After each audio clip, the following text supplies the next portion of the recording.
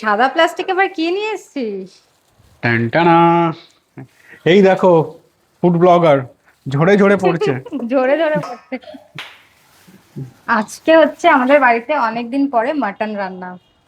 এ নালি নালি। আজকে আমাদের বাড়িতে অনেক আত্মীয়রা এসছে। আর এই যে হচ্ছে একজন ছোট আত্মীয়, দেখো পালাচ্ছে দেখে। এই দেখো।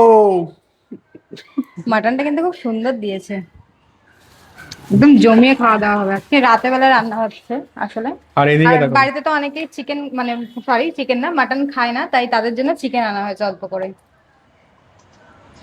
সবাই মাটন খায় না বলে অল্প করে চিকেন। বেশ আর ভালো। এই দেখো মাটনের জন্য এখান থেকে পেঁয়াজ কেটে রেখেছি আগে দিয়ে, তারপর এখানে আলুও কাটা রয়েছে। মশলা টশলা সব করা হয়ে গেছে, এবার শুধু চিকেনটা ধুয়ে চাপিয়ে দেবো।